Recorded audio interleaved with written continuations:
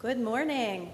So before I get started, I just wanted to kind of poll the audience to see really where you guys are at in a change management or a process change that has occurred in your blood bank, your cell therapy lab. Raise a hands in the audience. Has anyone implemented a new analyzer in the past year? A good majority. A new document control system, a new temperature monitoring system. So I think all of these are applicable for, how we in the blood bank or cell therapy labs are, really handling change in our blood banks and moving forward and trying to be as successful as possible. Okay, so during this talk, wanted to, identify the objectives for you and hopefully cover all of these things and answer your questions. We're going to go through how we introduced our staff at the medical center into moving from one type of laboratory technology to another, and the methodologies associated with that. We're going to review the methods we use to demonstrate staff understanding, knowledge, and competence, and then also reveal some of the challenges that we had that occurred, and just overall the transition and recommendations moving forward. So this little picture for me, I think it's very applicable because I think sometimes in the laboratory or overall we have some silos where we try to tackle projects alone. But really, we have the many resources for us to reach out. And this is one of the main reasons I decided to give this talk, or we're willing to do so, because I feel we often feel isolated. And really, there are a lot of friends out there, networking opportunities, and people that can really help you in your journey. Just overall, I think it's great to reach out, seek guidance, and learn from others. This picture is sort of you come to AABB for many reasons, and I hope one of those main reasons is to network. I think we have many opportunities to us now to learn from our colleagues, speaking with assessors, talking to educators. We have Facebook pages now for the blood bank where we can put up our questions and get almost immediate feedback. And then we have things like the AABB Hub where we can go for questions. So I think this is very important, and I can tell you it's probably one of the main reasons I come to AABB. And I think this presentation that I'm going to give is a lot of information that I've had conversations with some of you in independent conversations, so why not share it with everyone? So a little bit about our situation and about the University of Maryland Medical Center. So we're closely licensed, about 800 beds. We transfuse about 65,000 blood components annually. We strive for blood conservation and appropriateness. Over the past year, we've had about a 2% increase in our cases with a 2% decrease in blood product transfusions. We do have the most critical care beds in the state of Maryland, which then does make it quite complex. And here are a few of the main centers that the Medical Center Blood Bank is servicing. We have the shock trauma, we have a children's center, we have a cancer institute, transplantation as well. So our transfusion medicine department is staffed by dedicated transfusion medicine staff. The majority are MLSs, and then we also have lab assistants in our department. As we started this journey about 2 years ago, in 2016, we were completing about 55,000 type-in screens annually. We have about 35 FTEs, about 40 staff members in the blood bank. We, at that time, were doing the majority of our serology work manually in tube. Our type-in screens were on the automated analyzers. We had 3 unidirectional interfaces that communicated from our analyzers to our LIS. We were using solid phase. These analyzers were about 9 years old. And at that time, operationally, we used 1 staff member to run all 3 analyzers. On those analyzers, we were completing patient ABO and RHs and antibody screening. So leading up to our decision to make a very large change, what did we do? We completed site visits. We had demos with 3 different blood bank vendors. We were very mindful of our space constraints.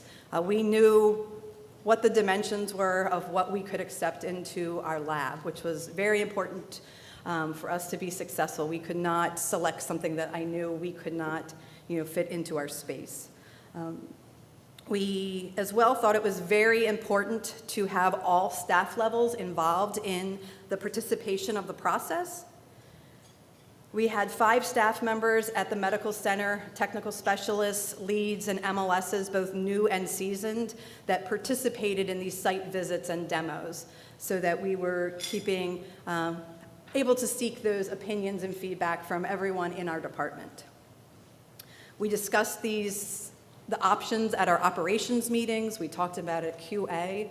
And then we also had the ability to share at the system level. The medical center is part of a system, and many of the other transfusion service labs, too, were going through the same discussions. So my role was to sort of seek all of that feedback and learn, why some of our other smaller transfusion services were picking one vendor over the other. So that was valuable information for us as well. So why change? We were looking to improve our current workflow. We really wanted to reduce our manual double checks that we're not capturing through RVUs and workload. We wanted to increase our automation and decrease that manual tube testing. As I had mentioned before, the majority of our panels, our ID, our phenotyping were all being performed in tube testing, and we were looking to try to get those up on analyzers. And the main one, which I'm sure you will all agree with me, staff shortages. We do not have a wealth of resources in the lab. I am sure everyone would raise your hand right now and tell me that you have a vacant FTE posted and you're looking for a blood banker. And I'm pretty sure this is a consistent message that we would all share. And again, it's one of the biggest challenges is when you bring in a new project, how you're going to allocate responsibilities. So in my mind, I was looking for a chemistry analyzer for the blood bank. I wanted something that we could load and walk away. And that's really what we were trying to bring into our workflow. We wanted to create standardization across the testing. As we know, we hire new grads, and we had staff that were 30 years seasoned, and just the overall standardization of reading tube can sometimes be challenging. Picking up mixed field, it really requires a trained eye. So we really wanted to, come across with some consistencies. Cost saving opportunity, we were looking to reduce the number of service contracts, and this may be something you may have not thought about before, but we had 3 analyzers, so I had 3 service contracts, and I had 3 LIS interfaces that we were paying for. So we were really looking to decrease that number. And then overall, on-hand disposables required. We did not want a lot of cumbersome material that we needed to run analyzers. So change, you can either look at the slide and maybe your heart is pounding a little more, you feel a sense of ease. But overall, we know that we are creatures of habit in the lab. We like SOPs, we like to follow things ABC, even though we may not like to admit it. And we know if a project is not managed sensitively, you're going to get a lot of pushback and heel digging and friction. And I can tell you we still receive that, but we really tried our best to try to, handle the project sensitively and communicate. We are scientists, and changing scientists how they work can often be challenging as well. And then communication about the change is probably one of the most important things, just to be honest and continuous. So this is like one of my favorite slides in the presentation. So you may look at this, and I have a couple questions for you. So this is a Rubik's Cube. It's probably one of the most complex Rubik's Cubes you've ever seen. So show of hands again. My question is, so if you had this Rubik's Cube and you wanted to solve it, would you like to touch it first? Would you like me to give you an SOP on how to solve it? Okay. Would you like an expert to walk you through it? Okay. I'm really bad at Rubik's Cubes. My son just whips them together, but I would need an expert, I would need an SOP, and then I would be willing to touch it. So, but I think, this slide is what I'm trying to lead into is that we all learn a little different. And I think you need to know your staff and know who you're working with when you are implementing a project. So wanted to discuss some principles of adult learning with you. Personal benefit, and there's 5 things that we're going to go through here really briefly this morning to get your adult learners motivated to learn about a new project or a new analyzer that's coming in. We need to make sure there's personal benefit for these learners. Does it solve a problem for them personally? They need to know how is it going to impact their workflow? Is it going to solve a problem? And unfortunately, we can't always predict every problem that's going to come up when we implement something new. So, you want to make sure at least the things you know about, you're educating and letting your staff know. You want to provide an opportunity or increase status. So I think what we tried to do for this personal benefit was send new staff to key operator training, have newer staff be involved in validation. So they sort of had that personal ownership, where they were like, wow, I got selected to go to key operator training. So it was something they were a little bit more of a buy-in for personally when we move forward with the project. Leads to professional or personal growth. Again, being able to be involved in a project or moving forward into the unknown. And then overall relevance. So many questions can come along with relevance. I'm not going to read through all of these, but does it fulfill their needs? Does it resonate with them? So take one of these and see if you can make it applicable in a change that you have happening in your department, and personally have those staff involved. Experience. This is probably, I believe, one of the most important things that we did, is knowing your staff's background, involving them, sharing what they know. So oftentimes it's hard to, if you have a large department, is really knowing where everyone has come from and what they have an understanding for. So one of the things I did as a manager is when I sat down with staff during their evaluations, or when we were interviewing new staff into the department, and I knew in the back of my mind over the past 2 years that we probably were going to be switching our methodology, was ask them. I asked them, have you ever used gel before? Was it manually? Was it with an analyzer? I really wanted to get an understanding of this group of 40 people that we had and where they all stood. And during that time, I learned that we had 50% of our staff who had never worked with gel technology. And then we had another very small group that had worked with gel automation before. So having that information, we knew we needed to spend a lot of time teaching our staff really just the basics of gel. If we had been a fully gel manual institution before, we probably wouldn't have had to spend that much time teaching, and we're going to go through those slides, the reactions and everything. But it builds on what they know, it validates their expertise. And if you do find someone in your department that has gone through the change that you're getting ready to implement at another institution before they came to you, use them. I mean, they will be a wealth of information, hopefully, for you. And then the third thing for 5 principles of adult learning, self-direction. Many of our adult learners like to take charge of their learning. They like to make decisions about the content and the process. They want to contribute as they learn. And they also have some degrees of independence in the learning process. Application and action, a very important one that we used in the department. Application for the learning process needs to be immediate.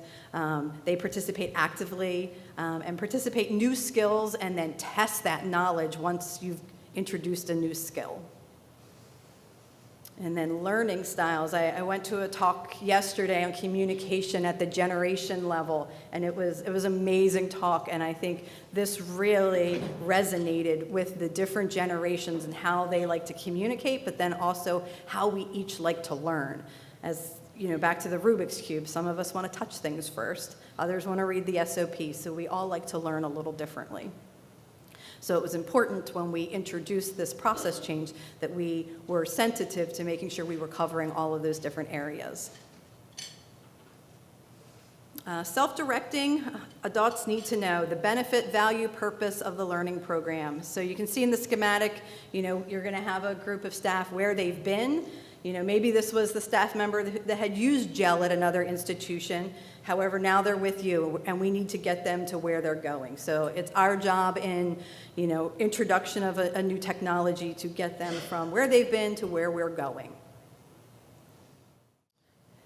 I would say most of us in the audience answered that we like to touch things after we read the SOP. So we learn by doing. And I think it's important that there's that direct experience. So training must include active and practical participation, and often immediate techniques that they can be involved with. And we know that about 75% of learning is by doing, where only 5% may be by listening. So our plan to change, pre-go live, I'm going to focus on today just really quick some validation, some toolbox, our interface build. Each one of these topics could have a 2-hour talk for you, but we're really just going to try to go through some of the main points. For Go Live, we're going to talk about some operational elements and workflow changes that we had, how we handled training, and then improvement challenges and some data collection post-Go Live. So the first thing we wanted to share with you is sort of our toolbox we use to introduce our staff into this implementation. And one of the new things that we had available to us that we used were videos. So we had 3 separate videos that introduced our staff to the analyzer at least a good 3 months prior to go live, which was very important. And by doing this, we were able to take the videos, we uploaded them to one of our competency assessment systems, and staff were able to watch the video and then acknowledge that they had watched it. And this was a great way for them to learn the operations of the analyzer, to learn about the key elements. Where's the PC? Where are the wash jugs? Where are my drawers? So it was that very early introduction, and I think this gives us the learning style of our eyes and our ears at that early stage. It kind of resonates with being a YouTube video that they had available to them to see the analyzer functioning. Second thing we did was we sent key operators prior to our go live. Those 2 key operators that we chose, which were around the April time of 2017, were the ones that were going to complete the majority of our validation testing. And they were going to train the staff and identify workflow and operational changes for us. We went live the end of September, beginning of October. At that time, we sent 1 more staff member to key operator training, and then our 4th one after we had went live in October. So we chose to spread them out so that we could have 2 focusing on training in the beginning, being the real enforcements moving forward, but then we wanted someone to go afterwards, after we had gone live, so that they were a little bit more aware of our needs, our operational needs and our workflow. We knew things were going to change and that we were going to be hit with some surprises once we went live, and we wanted that person to be able to work with it as a key operator. And at that time, that person was able to enforce training and then recommend any needed workflows that we had. Additional things in our toolbox, we did a series of lectures. So first lecture occurred was really principles, teaching our staff the difference with grading, reviewing, interpreting, and then we immediately checked their knowledge with a quiz after the lecture and had some immediate feedback to give them. So this was that application and action part of our key learning styles. We also had, as many of you do, training checklists. So our staff right now, once they are trained on the analyzer, these are the different topics that we go through, and they're very extensive, from general knowledge to running QC to miscellaneous testing and tasks. After they are signed off on their training checklist by a trainer, they then get a second quiz, which really focuses more on operations, workflow, and many of the other elements associated with running the analyzer. Training for us was a very slow process just because of the vast number of staff that we had. We had 30 MLSs that needed to be trained, so it was really, 1 week on day shift, 1 person was being trained. Same with on evenings. And as I had said before, we all know that we're short-staffed. We don't have all of the resources that we'd like to have. So really just getting someone pulled to train for a week was really challenging on our schedules. We had a second set of lectures that occurred right before we were in the process of training, and this was for unexpected reactions. We were really looking to, once our staff had touched the analyzer and received a little bit of training, start walking them through these processes, optimization, what to do when they saw errors, and overall processing. And then the third lecture our staff received was about turnaround times and throughput. As we know, there's always a learning curve with a new instrument, and at times we were still functioning in our old instrument efficiencies. We were running little mini batches where we needed to really load this analyzer with as many samples as we could. So that was a huge change for us. Everyone needs to learn the new workflow process, and we had to reinforce it. And even being over a year out, we still are looking to reinforce it because we have new people that are always joining us, and there's many of just the very little things that we need to continue to communicate and share with our staff. So these, again, set of lectures allowed us to incorporate that adult learning piece for hands-on experience and applying that logic. The validation and building our LIS. So we had to compare solid phase to tube and also to our automated gel during our validation.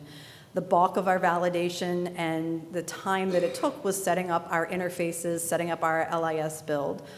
Even though we tried to keep it as simple as possible, we are in a health system where we do share orderables at the different bench levels. So when we started to build this, we chose to, we weren't going to rebuild everything. So it did take us 5 months, and we had 2 key operators that I had mentioned before that were tasked with the majority of our validation. We did have a dedicated PRN staff member that their sole job they did for a good 2 months was just load the data into the spreadsheets. We had printouts from one analyzer to the second analyzer, and all of that went into spreadsheets. She did an amazing job and spent a lot of time doing that for us. And then we did have one dedicated lab IS person who helped with our build and helped to coordinate, and that they did the build in the background for the interface. Our goal was to use those current orderables that we already had at the system level.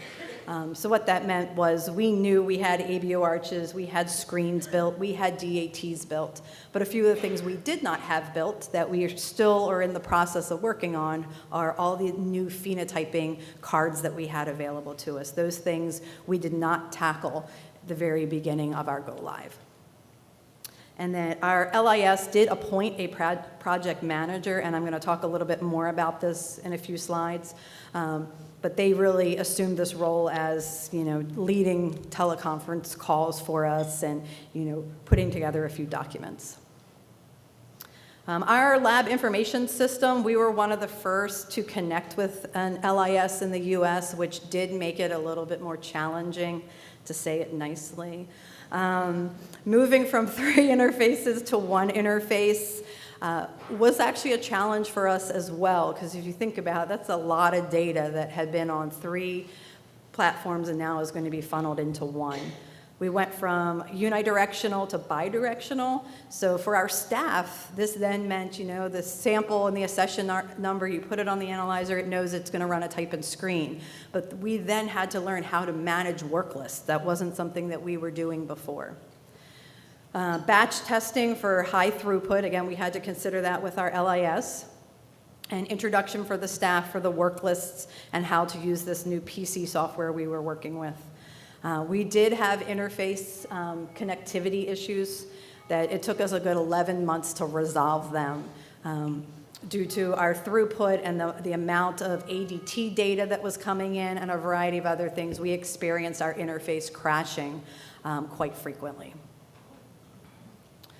So again, lessons learned. We wanted to keep it simple. We wanted to know the capacity and timeline of your LIS and LIT group. I know at the medical center we have this massive spreadsheet that you somehow have to, get yourself on through a request. So we knew to create every new orderable that we wanted to be interfaced. If we truly waited our turn, we probably would not have been interfaced for a good year.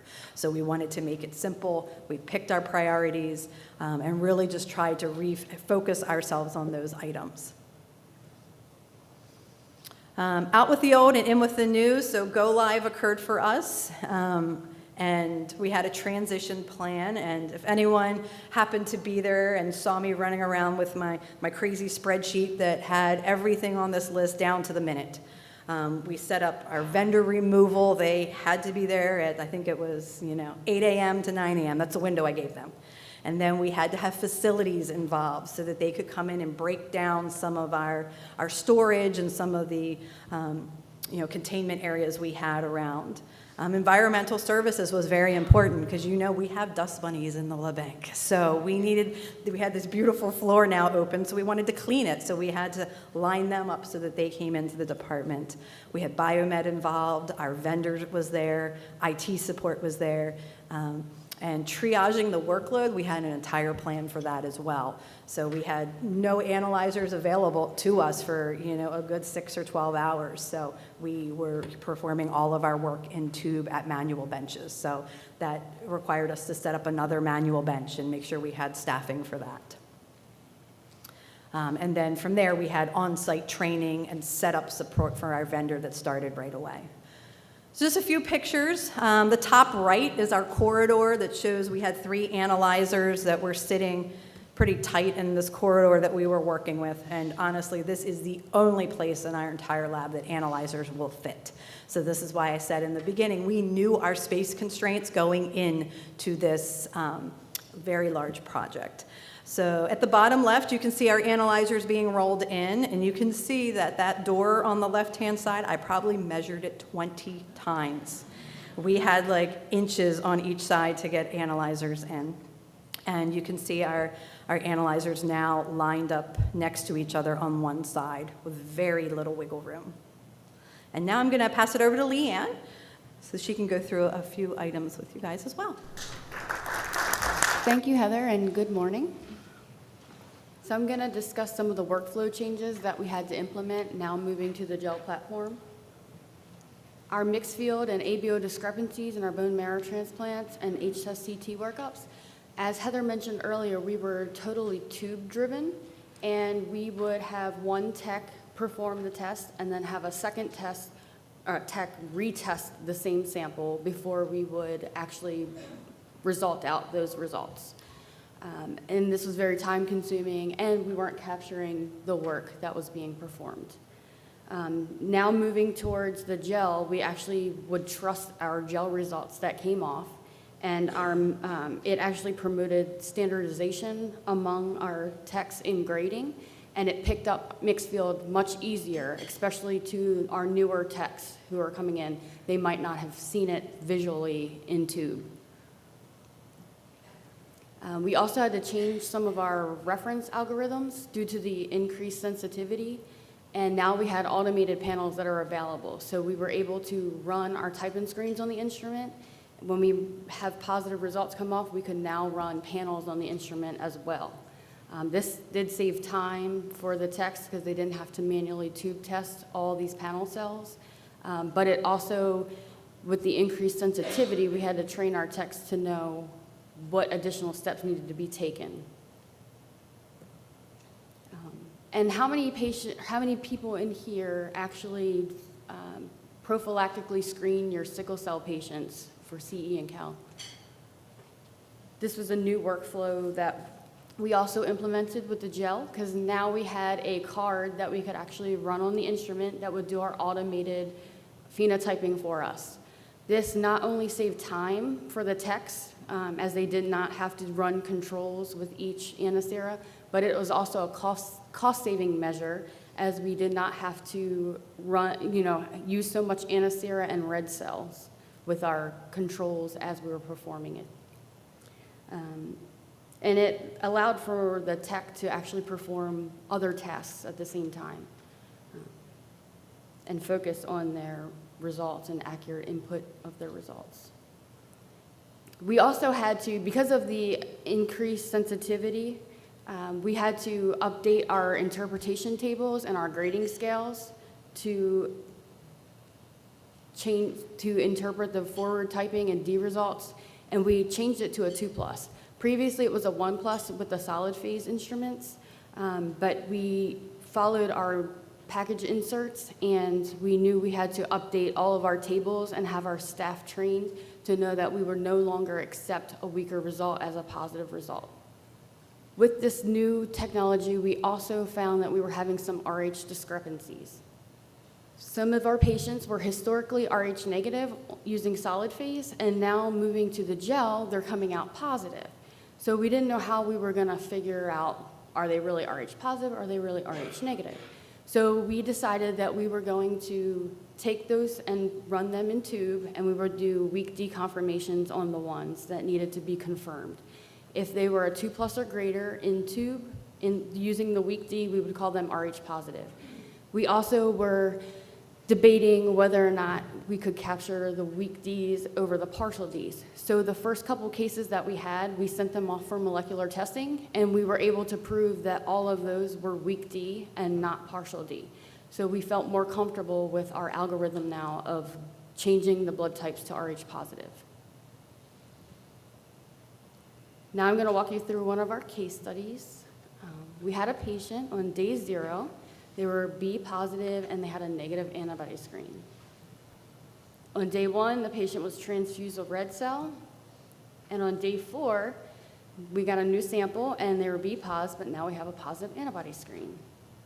This antibody screen posed a challenge to our staff because there was fibrin seen in the wells, and you know, as our techs are newer to gel, it can pose a challenge where they weren't sure, is this a true reaction? Is it not a true reaction? Where should we go next?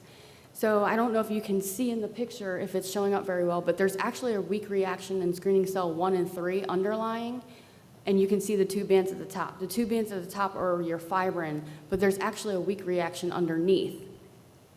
And that was the challenge that the staff had because they didn't actually recognize the underlying reactions there.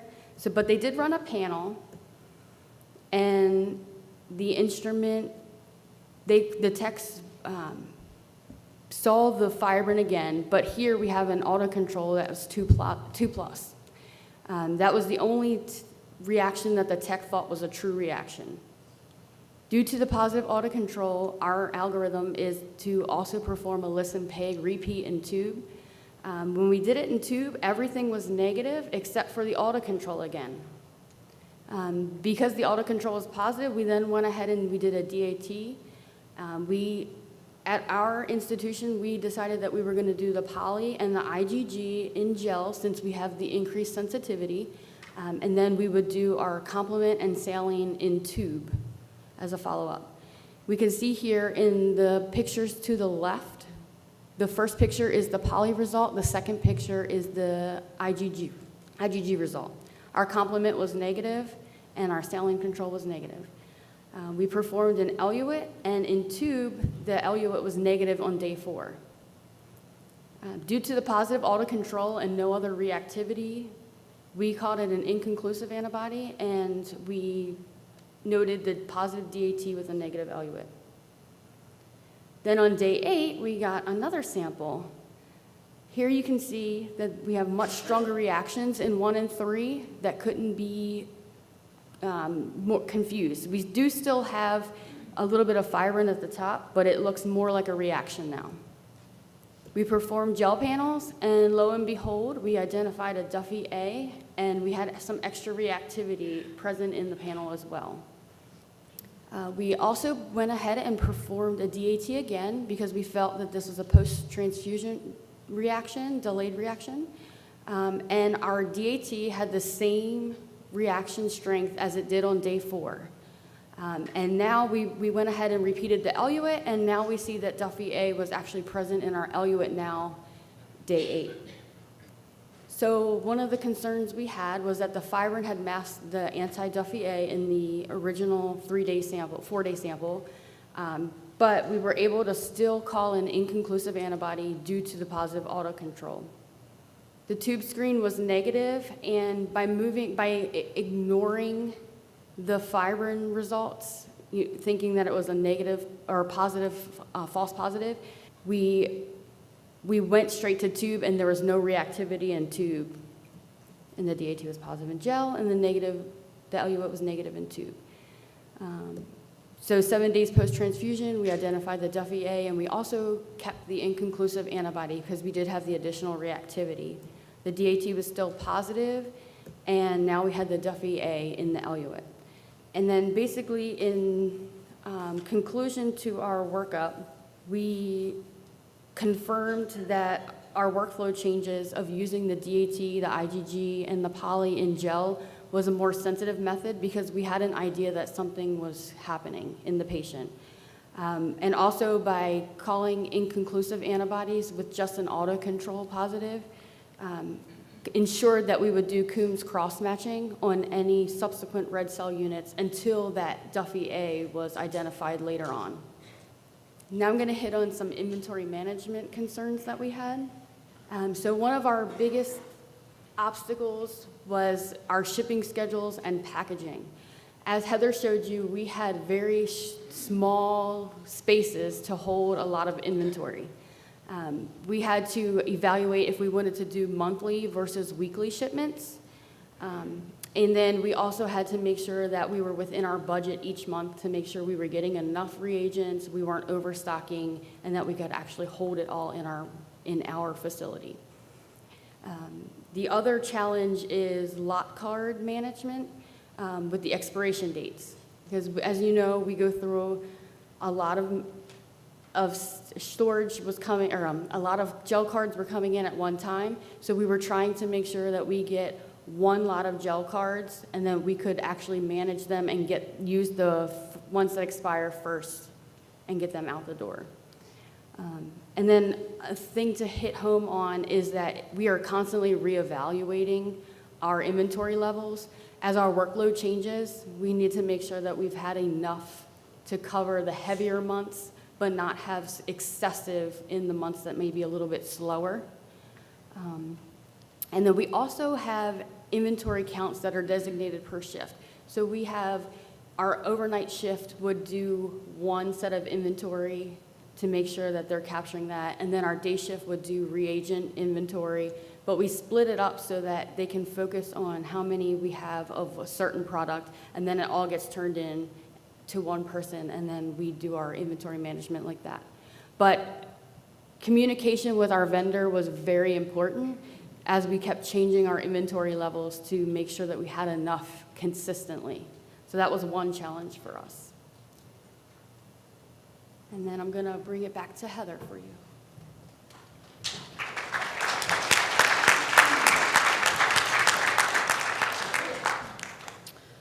Okay, so a few things as we wrap up for lessons learned for our post-go live. So different things that now retrospectively we look back and we kind of say, oh, I kind of wish we would have talked about that more. So we spent a lot of time working with our staff on teaching them the new methods, how to read gel reactions, trying to teach them about fibrin and things like that, where I think I would definitely recommend spending time teaching staff about just the operations of the analyzer. When this alarm goes off, what should you do? Understanding your system liquids, maybe even, giving your staff a competency on how you make your solutions for cleaning. The LIS and the IT component did present a lot of challenges for us. The staff having to manage a workload, understanding what items were going to be interfaced and which ones were not. A lot of information we probably now look back on and wish we could have shared. But unfortunately, some of it we didn't even know we were going to have that challenge. Addressing workflow changes, these were coming up daily, how are we going to do this? And unfortunately, there's always going to be things you're not going to be aware of when you take on a new project. You're going to get surprises, even if you really try to be perfect in your plan. So addressing workflow changes, getting your staff involved, very, very important. We continue to talk about optimizing efficiencies, how you want to load your samples, which samples you want to use the stat rack for, which samples you want to batch together. So I think having discussions about that would have been really good ahead of time. And then, your expected workflow changes. As I had said before, pre-change, we had one staff member that was running 3 analyzers. And so, yeah, we had to do some bench changes for, really helping that bench out with more staff.